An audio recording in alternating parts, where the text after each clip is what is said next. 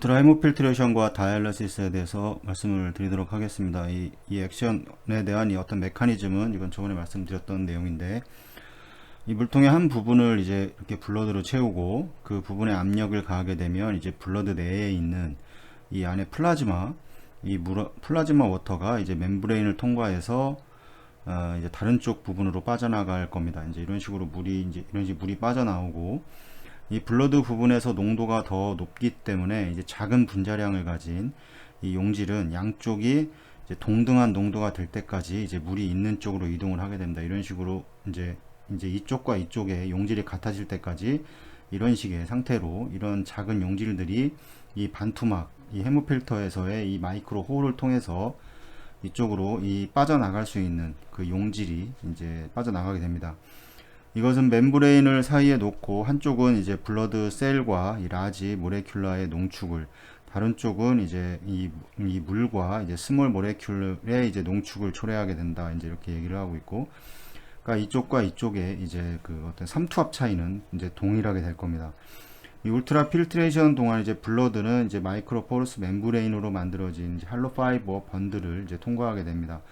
번들이라 하면 여러 가지 할로 파이버를 이렇게 해서 하나로 이렇게 묶어버리는 건데, 이거의 개수에 따라서 그 헤모필터의 이제 BSA, 그러니까 이 장치의 서페이스 에어리어가 이제 결정이 됩니다.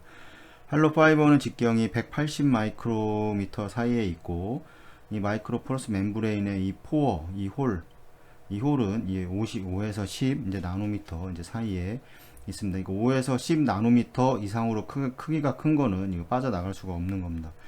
이 수천 개의 할로 파이버가 번들을 형성하고 이제 폴리카보네이트 쉘에 이제 이렇게 쌓여져 있고, 이 블러드 울트라 필트레이터 또는 이제 헤모 컨센트레이터에 이제 할로 파이버를 통해 흐르고, 이제 그것이 할로 파이버 내에 이제 포지티브 프레셔를 이제 만들게 됩니다. 이 프레셔는 이 멤브레인의 이제 블러드 쪽과 이제 이 블러드 쪽과 이제 울트라 필트레이트 쪽의 대기압 차이로 생기고, 이제 물이 이 멤브레인을 가로지르게 되는 이제 동력입니다. 그러니까 블러드 인과 이제 아웃이 빠져나가면서 이거로 이제 형성되는 이제 하이드로스타틱 프레셔, 이 정수압에 의해서 이제 이런 압력이 형성이 되게 되고, 그 압력으로 인해서 이쪽으로 그 양쪽에 균일할 때까지 용질이 빠져나가게 되는 겁니다.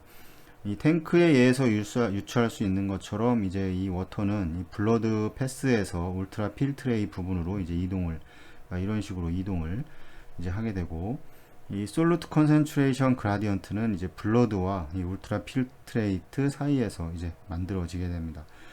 이 컨벡션에 의해서 이제 멤브레인 포어 사이즈보다 이 작은 용질은 이 용해된 농도 변화를 갖기 위해서 이제 물 쪽으로 이동을 합니다. 처음 먼저 물이 빠져나오게 되고, 이쪽과 이쪽에 이제 그 용질의 상태를 항상성을 유지를 하기 위해서 저절로 이 양쪽에 이동을 하게 되는 겁니다.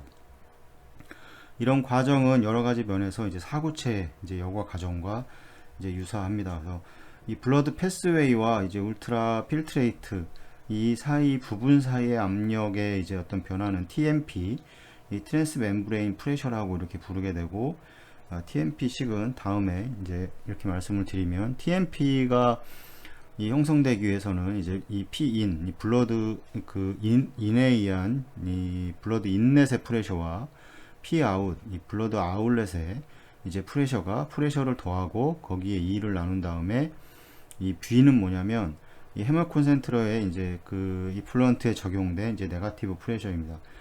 이게 헤모필터가 보면 이게 블러드 인과 블러드 아웃이 나가게 되고, 뭐 이쪽 부분에 이제 이렇게 물을 빼는 보통 이런 식의 형태를 보이게 되는데, 만약에 이쪽 빠지는 라인에 네가티브 프레셔를 걸어버리면 이 그 성능은, 이 물에 빠지는 속도는 더 훨씬 빠르게 됩니다. 그래서 이 막의 파열을 피하기 위해서 이 TMP는 이제 그 매니팩처에서 추천한 이제 500에서 600mm 머큐리의 압력을 이제 초과하지 않아야 되고, 그 다음에 이제 플루이드 이제 리무발 레이트는 멤브레인의 이제 퍼미어빌리티, 그 다음에 블러드 플로우, 그 다음에 TMP, 그리고 헤마토크릿에 이제 달려 있습니다. 그래서 이 멤브레인의 이 어떤 그 투과성, 퍼밀리티는 이제 포어 사이즈가 이제 그 할로 파이버의 이 포어의 구멍 크기가 얼마냐에 따라 다르고, 그 다음에 멤브레인의 매트리얼, 그 다음에 그리고 멤브레인의 이제 두께에 따라 다르고, 이 울트라 필트레이션, 이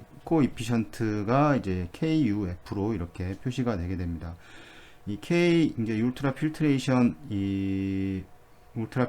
레이트는 일정한 블러드 플로우일 때 각 장치의 TMP에 이 워터 리무발 레이트와 이제 연관이 있습니다. 그래서 TMP가 플로우가 만약에 100, 200, 300이 있을 때 당연히 플로우가 높은 것이, 만약에 똑같은 어느 위치 TMP에서 봤을 때 이 나오는 이 울트라 필트레이션 레이트가 훨씬 높게 됩니다. 그래서 이게 이제 500에서 이제 600이 넘어가지 않도록 해야 되고, 플로우는 이제 100일 때와 분당, 200일 때와 300일 때의 차이가, 300일 때는 거의 뭐 100, 뭐 한 30 정도 나온다 그러면 분당, 100일 때는 그거보다 낮은, 거의 한 반 정도 좀 줄어서 이렇게 배출이 되는 걸 알 수가 있습니다.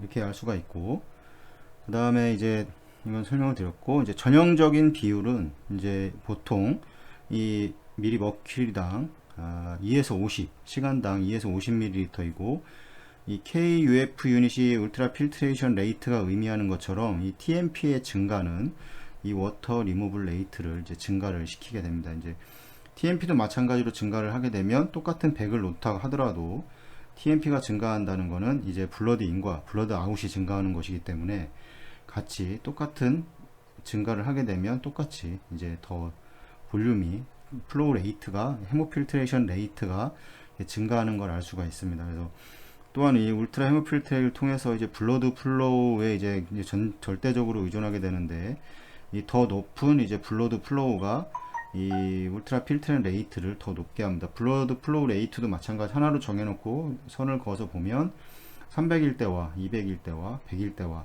플로우의 이제 필트레이션 레이트가 더 이제 차이가 많이 나는 것을 이제 알 수가 있습니다.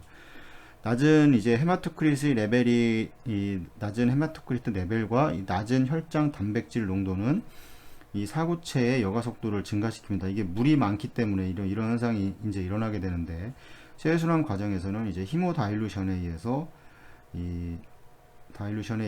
이제 이런 현상이 이제 더 가속화되고 사구체 여과 속도를 증가시키게 되고, 당연히 소변도 더 잘 나올 겁니다. 이제 사구체 여과를 증가를 시키기 때문에 이 울트라 필트레이션의 비율을 이제 증가시킬 것이다, 이렇게 얘기하고 있고, 이거는 일반 체외순환에서 이제 헤모 필터를 제외하더라도 이 소변 사구체 여과에서도 똑같은 현상이 발생을 하게 됩니다. 물이 많으면, 이제 물이 많다는 거는 이제 농도가 떨어져 있다는 거고, 그래서 그걸 높이기 위해서 이제 사구체에서 더 여과 속도를, 항인용 호르몬의 분비를 이제 억제한다던가 이래서 이 여과 속도를 더 늘려서 이제 필트레이션을 더 증가시키게 됩니다. 울트라 필트레이션의 과정이 이제 플라즈마 워터와 이제 용해된 이제 솔루트들은 이 플라즈마 워터와 이제 동일하게 제거되기 때문에 전체 용해된 솔루트들의 농도에는 이제 영향을 이제 미치지가 않습니다. 헤모필터를 하다 보면 이제 이런 증상들을 확인할 수 있는데, 블러드 인과 이제 블러드 아웃으로 갔을 때 이제 나오는 필트레이트가 나온다고 했을 때, 어느 정도 시간이 지나면, 특히 이제 모디파이드 이제 울트라 헤모필트레이션을 이제 시행을 할 때 가장 그런 증상이 있는데, 이게 어느 정도 시간이 지나면 처음에는 물이 상당히 많이 나옵니다. 이게 나오는 속도가 상당히 빠른데 10분 정도에서 뭐 20분 정도에 이제 모디파이드 울트라 필트레이션을 진행을 하게 되면, 이게 처음에는 이렇게 직선으로 물이 떨어지는 모양이 이렇게 직선으로 떨어진다 그러면 뭐 거의 이제 최종 막바지에 갔을 때는 물이 떨어지는 속도가 이렇게 점의 형태로 똑똑똑 이렇게 떨어지는 걸 확인할 수가 있는데, 그거는 이 혈액과 이 물이 많이 빠져나가면서 이 혈액 쪽에 점도가 훨씬, 이 플라즈마 워터의 농도가 증가를 하게 되고, 이제 이쪽으로 빠져나올 수 있는 그런 스몰 모레큘라들이 이제 빠져나올 게 거의 빠져나왔기 때문에 대부분 이렇게 이 점식에 똑똑똑 처음에는 이렇게 줄처럼 나올 겁니다. 이렇게 보시면. 근데 나중에는 이렇게 똑똑똑 떨어지는 걸 확인할 수가 있는데, 이거는 순환되는 혈액의 이제 양의 이제 수분의 양이 많이 줄어든 겁니다. 그래서 나오는 속도도 이제 조절이 되고 있는 거고, 이제 그런 걸 보면서 전체적으로 혈액의 농축이, 이 혈액에 이제 이 모디파이드 울트라 헤모필트레이션이나 아니면 컨벤셔널하게 울트라 헤모필트레이션을 진행하는 과정에서 이제 수분의 양이, 이 워터의 양이 이제 많이 줄었다. 이런 거를 간접적으로도 이제 확인을 할 수가 있습니다. 그래서 이제 멤브레인의 종류와 이제 포어 사이즈에 의존한다 해도 일반적으로 이제 65,000 달톤 보다 더 큰 용질은 이제 울트라 헤모필트레이션에서는 제거되지가 않습니다. 그래서 이거보다 낮은 이런 그 용질들이 이제 밖으로 빠져나가게 되고 셀룰라 엘리먼트와 이제 플라즈마 프로테인, 이 프로테인과 결합된 이제 솔루트들은 제거되지 않고 이제 그 안에서 이 포어 사이즈를 빠져나가지 못하고 이제 물만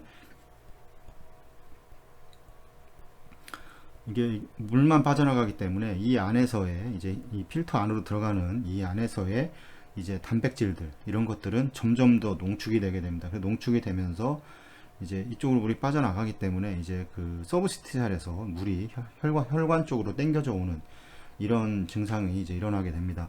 혈관 안에 이제 농축이 되어 있기 때문에 이거를 이제 맞추기 위해서 이거를 당겨올 수 있는 데가 이제 서브스티샬이기 때문에 이 서브스티샬에 있는 이제 이런 물들이 이쪽으로 이 혈관벽을 통해서 당겨져 오는, 그래서 헤모필트레이션이 이제 그런 원리를 위해서 모디파이드 울트라 헤모필트레이션도 마찬가지입니다. 결국에는 이제 이런 원리에 의해서 이 물이 이쪽으로 당겨오는 이런 원리를 이제 가지게 됩니다.